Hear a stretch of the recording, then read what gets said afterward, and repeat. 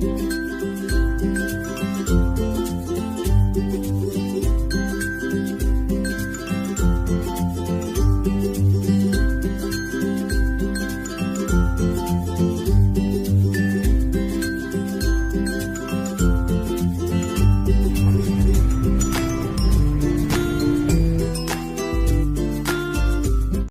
नमस्कार मेरे प्यारे मीठे मीठे बच्चों, कैसे हो?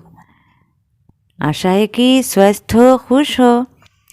नए साल जो आया है और नए नए बुक्स भी आए हैं, पढ़ाई में अब आनंद आ रहा है ना?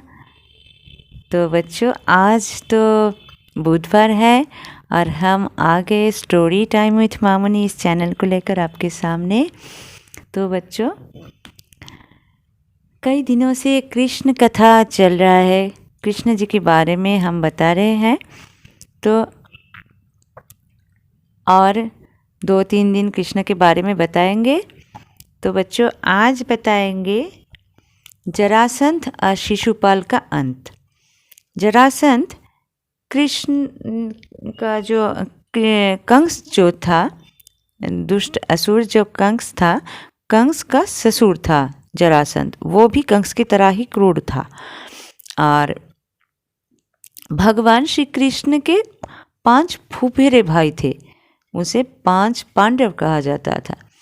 तो उनके नाम थे युधिष्ठिर, भीम, अर्जुन, नकुल और सहदेव। तो युधिष्ठिर सबसे बड़ा था। युधिष्ठिर राजसूय यज्ञ करना चाहता था। तो भगवान श्री कृष्ण के पास जाकर बोला, ये राजसूय यज्ञ करने के लिए तो राजा को सम्राट होना चाहिए और आसपास के सभी राजा उसकी अधीनता स्वीकार करते हैं, लेकिन ये जरासंध तो हराना तो बहुत कठिन है। जरासंध को हम कैसे हरा सके? कृष्ण कृपया हमारी मदद करें। तो भगवान श्री कृष्ण ने क्या किया? भीम और अर्जुन को लेकर जरासंध के पास चले गए। वहाँ वे भीम और अर्जुन को पंडित के वेश में मगध मतलब जरासंध का राज्य, वहाँ ले गए। भीम और अर्जुन पंडितों के वेश में गए। तो जरासंध ने इनको देखकर चिल्लाकर बोला, कौन हो तुम लोग? सच सच बताओ, नहीं तो मैं मार दूंगा। तो तुम लोग पंडित नहीं हो? तो कृष्ण ने आकर बोला, जरासंध, हाँ, ये दोनों पंडित नहीं है। पंडित के वेश में ये भीम और अर्जुन है, मेरे फुफेरे भाई है। तुमको दंड देने के लिए आए हैं। तो किस से लड़ना चाहोगे? तो जरासंध ने भीम को पसंद किया लड़ने के लिए। तो बहुत दिन इन दोनों में क्या हुआ? दोनों के बीच 27 दिनों तक भयंकर युद्ध होता रहा। पर भीम और जरासंध दोनों भी वीरता में कम नहीं थे। प्रतिदिन रात को युद्ध रुक जाता था और अगले दिन सुबह फिर युद्ध होने लगता। 28वें दिन भीम ने निराश होकर भगवान कृष्ण को देखा। केवल भगवान कृष्ण ही जानते थे कि जरासंध को कैसे मारा जा सकता है, क्योंकि भगवान कृष्ण जानते थे। भगवान कृष्ण ने कहा, जरासंध का जन्म 2 माताओं के गर्भ से 2 टुकड़े में हुआ था। अतः उस बच्ची को बेकार समझकर जब वन में फिकवा दिया गया, तब जरा नामक एक राक्षसी वे दोनों टुकड़े मिले और उसने उन्हें जोड़ा और जरासंध का नया जन्म मिल गया। भगवान श्री कृष्ण ने भीम को ये कहा। और तो भीम ने जरासंध की असलियत जान लिया। तो क्या किया? अगले दिन जब लड़ाई में आए, तब भीम ने जरासंध के शरीर को टांगों से चीरकर अलग अलग दिशाओं में उछाल दिया, ताकि वे फिर से न जुड़ सके। ठीक है? तो क्या किया? जरासंध का अंत हो गया। जरासंध की मौत के बाद भगवान कृष्ण ने उसके बेटे को राज्य के राजा बना दिया, सिंहासन पर बिठा दिया। और जरासंध तो बहुत सारे राजाओं को जेल में रखा था। तो भगवान श्री कृष्ण ने क्या किया, सभी राजाओं और राजकुमारों को जेल से बाहर निकलकर आज़ाद कर दिया, जिन्हें जरासंध ने वर्षों से बंदी बना रखा था। देखा कितना बुरा आदमी था ये जरासंध, कंस के जैसा था ना। तो अब तो भीम को और अर्जुन को लेकर जरासंध के अंत के बाद भगवान श्री कृष्ण युधिष्ठिर के पास आ गए और युधिष्ठिर राजसूय यज्ञ करने लगे। तो राजसूय यज्ञ जब पूरा होने वाला था, यज्ञ में शामिल होने वाले सभी राजाओं में से किसी एक को सम्मान देते हुए यज्ञ का समापन होना था। तब युधिष्ठिर ने कहा, किसे सम्मान दिया जाए, कौन इसमें हम जितने सारे राजा हैं इसमें कौन श्रेष्ठ है जिनको सम्मान दिया जाए। तो अधिकतर राजाओं ने कहा कि भगवान श्री कृष्ण को ही सम्मान दिया जाए। हम सहमत हैं। लेकिन जब तो युधिष्ठिर ने भगवान श्री कृष्ण से कहा कि भीष्म पितामह की सलाह से ये तय पाया गया कि आप ही इस यज्ञ में सबसे पहले सम्मान पाने के हकदार है। ये सुनते ही एक व्यक्ति, इसका नाम था शिशुपाल, कंस का मित्र था और श्री कृष्ण जी के और एक फुफेरे भाई था, माता सत्यवती के पुत्र था, श्री कृष्ण के फुफेरे भाई। उसका तो गुस्से का ठिकाना नहीं रहा। भगवान श्री कृष्ण को शिशुपाल पसंद नहीं करता था। जब भगवान कृष्ण को दिए जाने वाले इस सम्मान पर सभी जन बातें कर रहे थे, तब शिशुपाल ने नाराजगी प्रकट की। वो सोच रहा था कि श्री कृष्ण तो किसी देश के राजा नहीं है, वे तो ग्वाले हैं। तो शिशुपाल ने ये इसमें क्या किया, नाराजगी प्रकट की।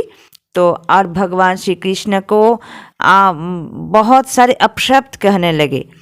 तो क्या किया, भगवान श्री कृष्ण पांडवों को शिशुपाल के इस व्यवहार से बहुत गुस्सा आ गया। भगवान श्री कृष्ण के जितने भाई थे, फुफेरे भाई, इन सबको बहुत गुस्सा आया। सभी राजाओं को भी बहुत गुस्सा आया। उन्होंने इससे उस शिशुपाल को चुप रहने के लिए धमकाया। लेकिन भगवान श्री कृष्ण ने क्या कहा, उनको शांत कराते हुए कहा कि शिशुपाल मेरा भाई है, ये मेरी बुआ सत्यवती का पुत्र है। जब तक ये मुझे 100 बार अपशब्द कहकर अपमान नहीं करेगा, तब तक मैं इसे क्षमा करता रहूँगा। उसके बाद इसे इसके किए की सज़ा मिलेगी। तो श्री कृष्ण ने कहा सबको, जब शिशुपाल का जन्म हुआ तो इसकी 3 आँखें और 4 हाथ थे। जन्म के समय ये आकाशवाणी हुई थी कि अगर ये किसी की गोद में बैठेगा तो इसके अतिरिक्त आँख और हाथ समाप्त हो जाएंगे, और लेकिन ये व्यक्ति आगे चलकर इसकी मौत का कारण होगा।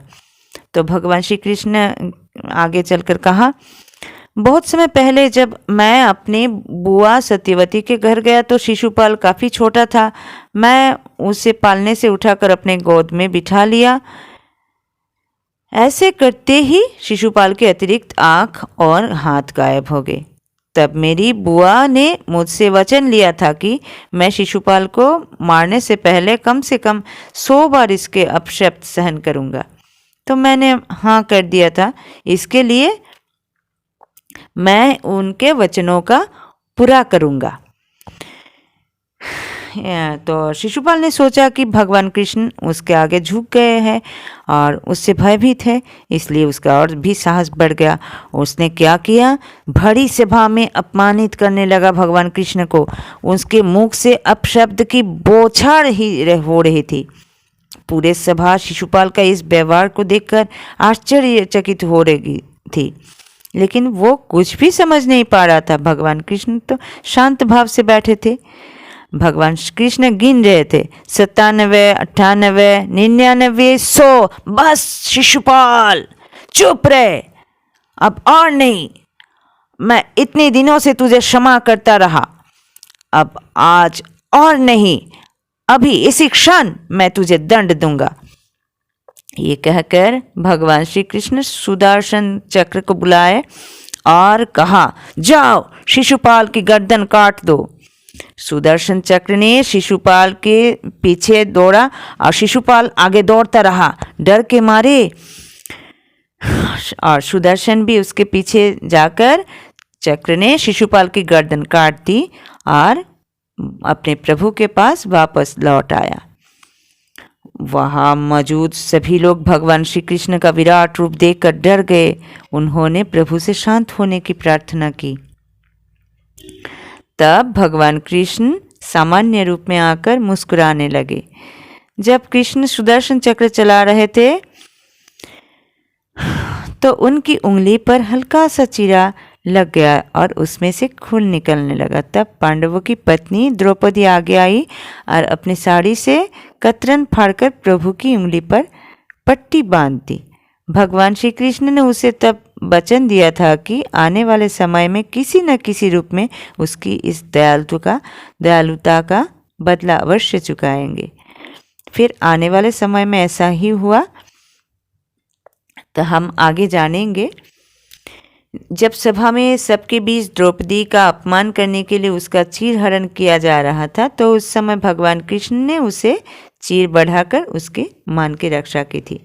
तो बच्चों, आज की इस कहानी से हम क्या सीखते हैं? जो अन्याय करते हैं, जो अन्यायकारी है, जो बुरा काम करते हैं, जो पाखंडी है, भगवान उसे क्षमा कभी नहीं करते। जो औरों की दुख में आनंद लेते हैं, औरों को दुख में देखकर हंसी उड़ाता है, उसे भगवान कभी क्षमा नहीं करते। तो बच्चों, देखा जरासंध और शिशुपाल दोनों ने कई बार अपराध की। भगवान ने उनको क्षमा कर दी, लेकिन अंत में शिशुपाल को और जरासंध को भी अंत में क्या किया? दंडित किया, उनका वध किया। शिशुपाल को 100 बार क्षमा करके अंत में उसको सुदर्शन से दंडित किया। तो ऐसे जो पाखंडी है, जो बुरा काम करता है, जो अन्याय करता है, अन्यायकारी है, भगवान उसे क्षमा नहीं करते। तो आप भी कभी अन्याय काम और बुरा काम कभी नहीं करना। आप सदा सच्चाई के राह पर चलना बच्चों, तब भगवान जी आप पर खुश रहेंगे। हम हर रोज़ कहते हैं ये सब, तो आप ये याद रखो कि भगवान को प्रसन्न करने के लिए हमें सच्चाई के राह पर ही चलना होगा। हम किसी को हिंसा नहीं करेंगे, कभी झूठ नहीं बोलेंगे और किसी को नहीं दुख नहीं पहुंचाएंगे। ठीक है बच्चों, ऐसे करने से भगवान प्रसन्न होंगे हम पर और हमें मनचाहा वरदान देंगे। तो ठीक है बच्चों, आप ऐसे ही चलना और खुश रहना, स्वस्थ रहना। अगले दिन फिर मिलेंगे। तो चलते हैं, नमस्कार।